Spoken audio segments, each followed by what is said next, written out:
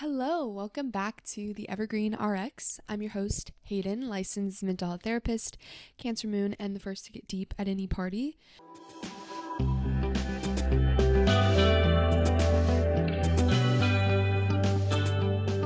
any of you guys watching, it might look like a slightly different setup today. I've got horizontal filming going instead of vertical, which is new for me. I'm trying to, up the YouTube game, so we've got more upper body, less lower body, which I kind of love because, no free feet content, no free feet slippage. So anyway, I'm always changing things up, trying to make it better. So let me know what you guys think. But today, Happy New Year, guys. It is officially a new year, which is an exciting time for us wellness girls, is it not? Or it's an overwhelming time, which I want to talk about today, because the new year has such a connotation of let's achieve those big goals. Last year was a wash. I'm going to start fresh this year. I'm going to get it all right this year. I'm going to, do what I want to do and be the person that I want to be. And this is my year. Or sometimes we're like, that's too overwhelming. So just forget about it. I don't care about the New Year's, whatever. I can reinvent myself any damn day of the year, which is true. And also there's a special energy around the New Year's. If there's kind of a collective energy of thinking about the past and reflecting on what worked, what didn't work, thinking about our future, maybe dreaming about our future and what we can achieve or what we would, hope to do in our lives. So I think it is a really potent time, but I want to talk about it in a way that is hopefully less overwhelming, hopefully more inviting and permissive than sometimes we can think about the new year. So that maybe if you're really wanting to capitalize off this time, it feels a little bit better and exciting to you than the general discourse around the New Year's. So that's my intention. I don't know. I'll probably repeat some of the stuff that you guys have already heard, but I like the idea of starting fresh. So even if it's not the new year and you're listening to this episode, kind of going back to that idea that you can start fresh at any time, any day of the year, in every morning, every time that you wake up is an opportunity to start fresh. Every new inhale and breath is an opportunity to start fresh. It really is a mindset, and that's so much based around presence as well. When you really come into the present moment, every moment is fresh and new and provides you the opportunity to be someone new, to do something new, and to make the change that you want to make. So it's really powerful. I hope that this episode finds you in whatever time of life you are and whenever you need it. Yeah, I want to reference some of my previous episodes because I do have an episode, it's Minidose number 5, and it's on Do I Have Too Many Goals? And in that, I believe I dog New Year's a little bit, even though I love it, but I talk about, that idea of really wanting to reinvent ourselves that can be so pervasive at this time, thinking that we need to change all these things or set these sometimes really unattainable goals or set, a high number of goals at one time that kind of sets us up for failure in a way, or disappointment, because we put so much pressure around ourselves, pressure no one can meet, and then when we don't meet it, we feel disappointed. That and also I know in episode 29, my episode with Lauren Larkin, we do talk about this idea of not feeling enough until we believe we have to do more to feel like enough. We have to achieve these external goals to feel like enough. We're outsourcing our happiness. We're outsourcing our worth into the things that we do in our life. And the idea of more. If I can just get to this next goal, if I can just be this certain weight, if I can meditate these certain amount of hours in a week, if I can get this job, then I will be happy. And that is a pervasive old happy idea. And really keeps us stuck in this mentality of always striving and never really getting to pause or enjoy or strive and push while also feeling content and happy. So whenever I'm talking about starting fresh, New Year's, intentions, goals, dreams, I'm always keeping in mind that idea that we don't have to do any of that to be enough. We don't have to do any of that to feel happy either, or to feel content, or to feel alive. And so I just want to keep that in mind as well, that we want to hold on to those two dualities, that we can want more, we can be driven and goal oriented, and we can also enjoy the ride and the journey and know that it's not our happiness is not found off in the future, off in the attainment of those goals. It is right here with us at all times, and we can tune into it. So, anyway, philosophy aside, let's talk about starting fresh and maybe some rituals you can engage in around that. I'm definitely wanting to use some of these rituals for the new year. To be transparent, I am filming this prior to the new year. That's probably not too surprising, but I'm excited to talk about it because I want to also apply these things to how I think about the new year. Because for me, I think I get caught up in the holidays and everything gets so busy. But then the new year just rolls around and I'm like, oh, I didn't do what I wanted to do. I didn't sit down and have a real Zen moment over this and think about what is my word of the year. But then I'll get to the new year and I'm like, oh my gosh, I didn't do the things I want. And now I feel like the new year is passing and I'm not, capitalizing off of it enough. So hopefully this is a good, I'm hoping to apply this to be fun and exciting as a tool for starting fresh, but also not too much. So my first thought is to create a theme or a word or a vibe to anchor around for the new period of time you're going into. So normally I create a word for the year, which I know is pretty popular with people. But I also really liked the idea of creating a vibe or a theme. I guess a vibe would be more like a vision board. This can be something you do on Pinterest, or actually cut out, magazines and make a vision board if you're really visual in that way. But also just the idea of a theme, I feel like that's so open to interpretation. It's kind of exciting to me. What could my theme be? Is it a color that has some meaning to me? Is it a story that I really resonate with? Is it a song? Is it a sound? Really taking it whatever way you want to create some kind of theme. And if you're super artistic, maybe you draw out this theme, or you compile a bunch of different resources, like I'm saying, like music and art and all these things that just represent the theme you want to carry with you. I think that's really exciting of an idea. And with that, I think you can, pull cards if you're into pulling tarot like me, or oracle cards, or affirmation cards. You can pull something with the intention of it representing the theme for the year ahead or the period of time ahead of you.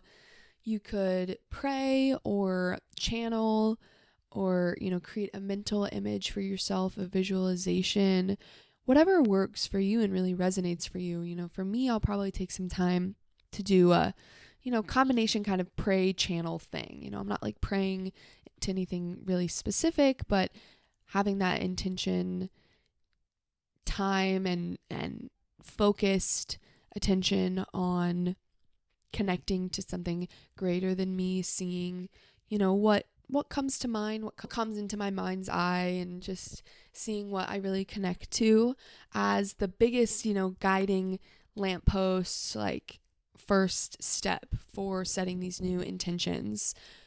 And that leads me into my next point, which is intentions over goals. So creating, and I think I talk about this in my Minidose on goals, creating a guideline, a vibe, an intention for what you want to achieve, less of a strict, specific goal, which is so interesting because it is so opposite of like in the therapy world, how we're taught to do goals. There's the SMART goals um and I think there's value to that for sure. Like being specific, creating something measurable, and you know yourself best. If you're a person that's like, I kind of need things to be broken down and really specific, and I want step by step, and I have these very specific goals I want to achieve. So I want to break it down 100%. That's very helpful. Our brain does way better with specific things, with tangible goals, than with big generalities.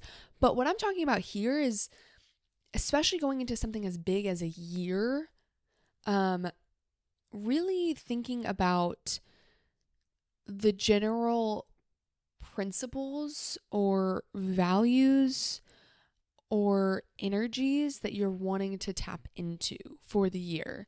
And if you're someone like me who is pretty structured and disciplined with yourself, it can help create more freedom and flexibility than, really strict and sometimes really high reaching goals that can end up leading to some burnout or to some overwhelm really quickly, because we might start out with a bunch of energy for it. We're so excited. We're ready to make these changes. And then as life goes on, and life does, that energy ebbs and flows and things come in and maybe interrupt it. And then we feel like we've fallen off so much that it's really hard to get back to it. So knowing yourself, knowing kind of what you need, what you're feeling called to right now, if you're feeling called to more structure, or if you're feeling called to a little bit more flexibility, and being able to trust yourself and listen to yourself on what feels good on any given day, then using that kind of intentionality in creating your specific list of things or ideas around what it is that you want to achieve in the next period of your life. So I also think that taking stock is really helpful before moving into a new chapter of your life. So looking at your current intentions and seeing what no longer serves you. Maybe, looking at routines and habits you've had. Are you doing them still because you just have been? So you're just in the routine, but maybe they're not serving you as much as they used to be. Have things fallen off and gotten a little loose that you would really like to kind of bring some structure back into? So taking stock of where you're currently spending your time and how that's working for you. And if there are things that used to be really great for you, but it's not feeling as good and you've just been doing it out of habit, maybe seeing if you can let some of those things go and create space for something new. When I was in college, I did HIIT workouts at home on Apple Fitness. I did Apple Fitness HIIT workouts in the morning, most mornings. And I liked that. It worked for me. It was also the pandemic, so I wasn't getting much movement. And then as my life evolved, as I went to grad school, the pandemic eased, my schedule looked really different. I just kind of kept doing that same routine, even though it wasn't really feeling good to me anymore. My body actually started reacting kind of poorly to that type of exercise. I was feeling more drawn to like getting outside, going on walks, but then I wouldn't have as much time because I was prioritizing this other workout. And that became a moment for me of being like, oh, yeah, I wasn't going to just do HIIT workouts for the rest of my life. Just because I did them for like a year or so, that doesn't mean I'm going to do it for the rest of time. So it was time to make a change, time to create a new ritual or routine that felt good to me. And that was like a moment for me as, again, someone that's pretty routine. I was like, oh, just because you do something for a long time doesn't mean you're going to do it forever. It's also helpful when you're taking stock to see, like, have I lost track of the point? Do I do something and it feels so sluggish, or it feels really hard and I'm so caught in the minutia and the day-to-day with it that I've kind of lost track of why I'm doing it? With work, this can be really easy, or with passion projects, especially. Passion projects, hobbies, small businesses, side hustles, whatever it is, it can be easy to lose track of why you're doing that thing. what the ultimate goal is. If you have a hobby and you just are really caught in the thick of it, you might forget why it's important to you and how it aligns with you. And so sometimes it means just really reconnecting to that alignment for you and remembering why you do something and then feeling that renewed energy for it. And sometimes it means making some changes, and maybe it isn't as aligned as it used to be and your priorities have changed. So then I would say to create a supportive environment and start with really sustainable habits. Again, going back to the idea of values and priorities, which I have a whole episode on if you want to know more. If you want to define what your values are, it's episode 8, Finding Your Values. Makes sense. But this is a really helpful guidepost when creating sustainable habits and goals, because you aren't looking out to everybody else and what everybody else is saying and doing and everybody else is prioritizing, and then trying to kind of emulate all of that or taking bits and pieces from all of that, which can end up creating a really overwhelming plate. But instead, really getting to know you and what you specifically value and the gifts and the aspirations that you are meant to pursue in this life and bring out into this world. And understanding that you only have a finite amount of time to do those things. So you are going to feel much more fulfilled and much more impactful and satisfied with your life, I believe, if you are really going whole hog into your values and being really clear on those top 3 priorities, because we only have so much time in a day. And getting clear on those things as a way to kind of guide you in what you're wanting to do in this next phase of your life is really helpful. And then creating a supportive environment around those things. So this can be really practical. Like, say one of your intentions is to have more time to connect with your partner in the morning before work, but you don't have a lot of time between getting up and going to work. Well, can we create a more of a supportive environment? Like, you pick out your outfit the night before. You have everything. You have your lunch packed. If you bring lunch, you have your work bag packed.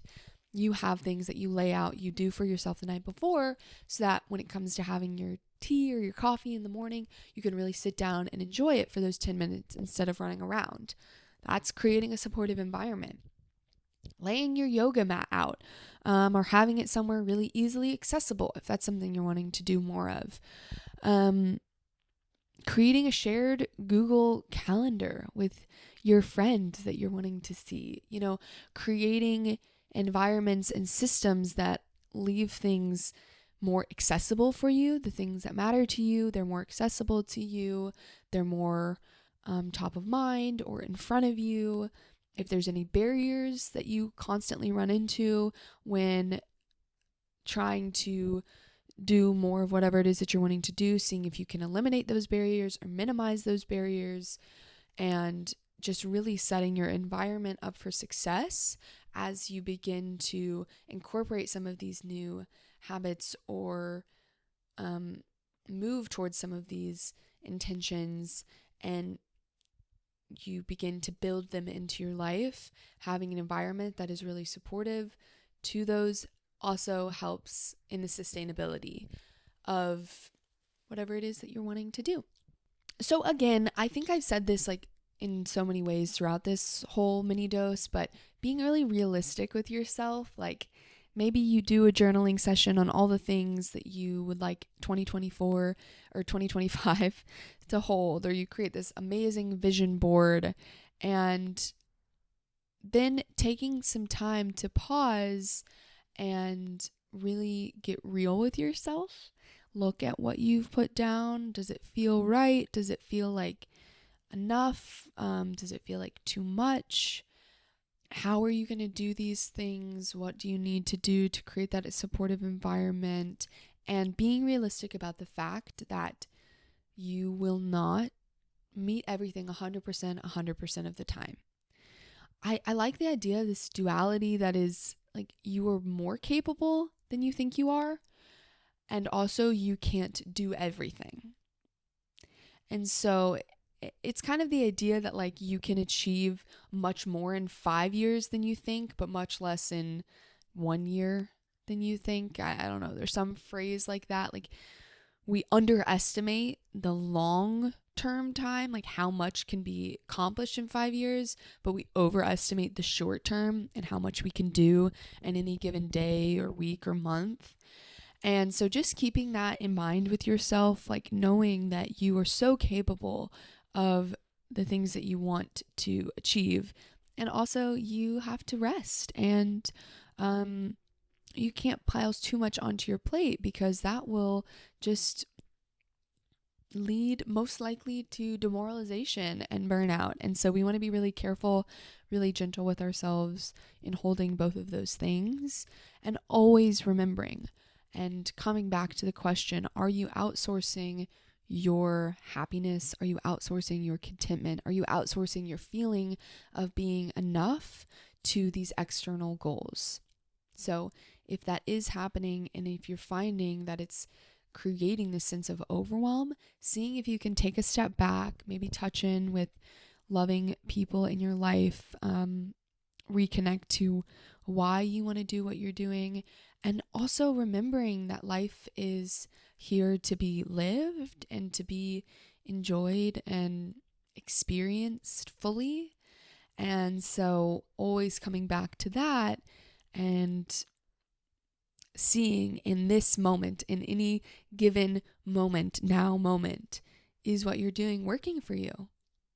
And if it's not, throw it out, because it doesn't define you. It doesn't give you your value. We are taught that our worth is held in these external achievements, but it's not. And that's something we have to remind ourselves over and over and over again. So I hope that this is a good reminder for you if you need it, or anything else I've said. If you're feeling more enthusiastic and ready to take on this new year or this new chapter wherever you are in life. And I would love to hear what intentions you have, or what themes, or see vision boards you create, or cards that you pull. That would be so exciting to me. I want to cheer you on through whatever you're wanting to do, because you guys, by listening, by supporting me, you're cheering me on in what I want to do and what I'm trying to create in my life. So I want it to be reciprocal. Please reach out to me on Instagram, TikTok, if it's still around, YouTube, email, wherever you want, I'm there. And thank you guys so much for listening. I'm so excited for another year of building this community. And I appreciate you so much for subscribing, listening, sharing, commenting, any way that you engage. It helps me so much. And so until I see you next, I'm wishing you all the best. I am wishing you a beautiful and powerful fresh start, and I'll see you on the other side.